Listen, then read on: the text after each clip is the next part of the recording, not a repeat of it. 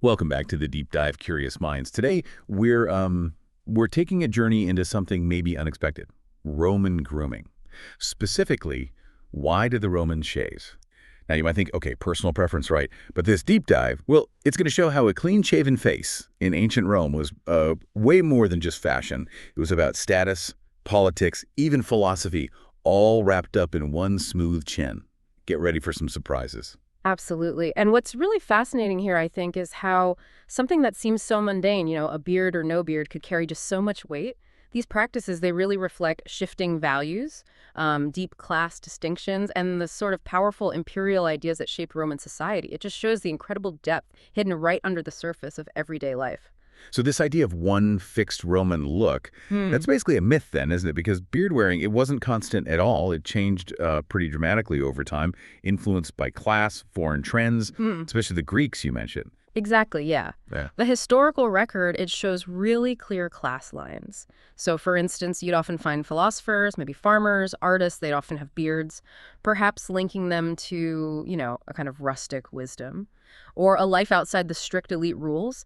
But for the Roman elite, and this is crucial for the legions too, clean-shaven was strongly preferred. And this wasn't just looks, it was a statement, a big one, about discipline, refinement, and a very, very specific idea of what it meant to be Roman. Okay, so this clean-shaven standard, it becomes the look of power, Yeah. particularly for the aristocracy, the military.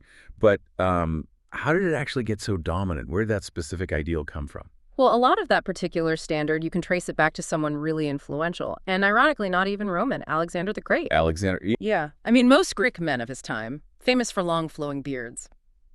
But Alexander himself, meticulously clean-shaven, and it wasn't casual, it was a deliberate image, calculated, you could say, to signify power, military sharpness, a kind of forward-thinking leadership. He was basically creating the first imperial brand guideline, if you like. wow. And that's where it gets really pivotal then, because the Alexander-inspired clean-shaven look, it became a direct model for huge Roman leaders. You're talking Pompey the Great, Julius Caesar, Mark Antony. You see it right there on their busts, their coins. You do, it's striking. So this ideal, it just perfectly merged that military strength with a sort of sophistication. It became the visual language of Roman authority for, what, centuries? For centuries, yes. And the Roman elite, they consciously worked to distance themselves from what they saw as, well, the foreignness of beards, especially those associated with older Greek culture or what they considered barbarian cultures.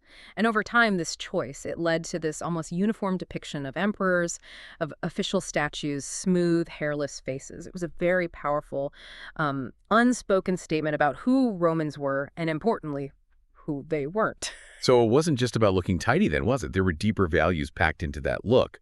So what did this smooth face, this silent message, what did it mean for Roman society as a whole? It communicated a deep commitment to things like moderation, self-control, what they call virtus civic, virtue. Picture a clean-shaven Roman senator. His smooth face was like a badge, a sign of his discipline, his dedication to the republic, almost a uniform of virtue. It set him apart from the wild, bearded outsiders. And this wasn't just an elite thing. It really permeated daily life. Which must have meant the barber, the tonsure, was a pretty important figure then. Far more than just a guy with shears. Oh, absolutely central. Barbershops, the tonsure, they weren't just places for a trim. They were like bustling public forums, social hubs. Men would gather there. They'd discuss politics, philosophy, business deals, or honestly, just catch up on the latest gossip. Huh. So a bit like a coffee shop or pub today, maybe? Kind of, yeah. Picture it. A crowded Roman barbershop. You hear the clatter of blades, lots of chatter.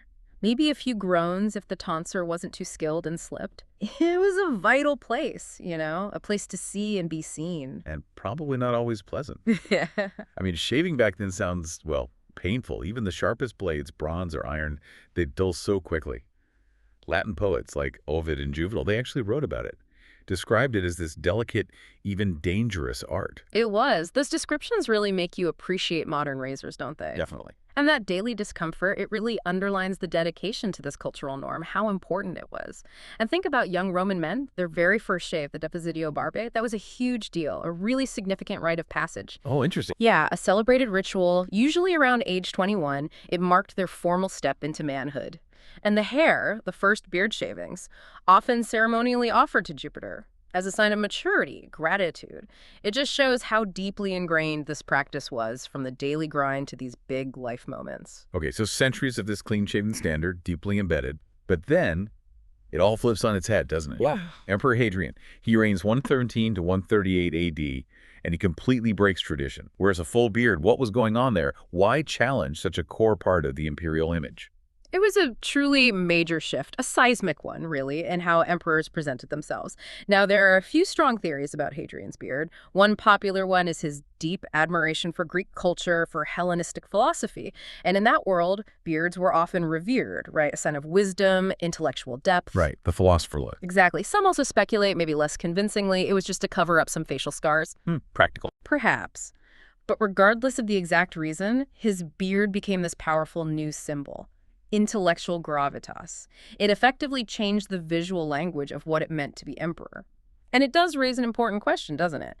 How could one person, even the emperor, shift such a deeply rooted cultural norm so dramatically? And the impact, it was immediate, wasn't it? Hadrian's look, it set a massive trend. Emperors who followed him, Antoninus Pius, Marcus Aurelius, even later ones like Septimius Severus, they all adopted beards. He did. So facial hair suddenly becomes the defining feature of Roman imperial portraits for a long stretch after Hadrian. The clean-shaven general was sort of out, and the bearded philosopher emperor was very much in. Precisely.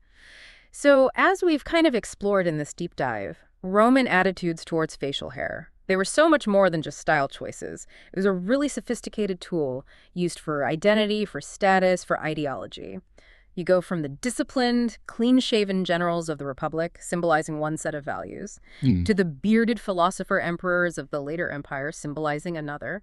Roman grooming practices really did evolve right alongside their political and cultural values. It really makes you think, doesn't it? This whole fascinating history of Roman faces, clean or bearded, and all the complex messages they sent.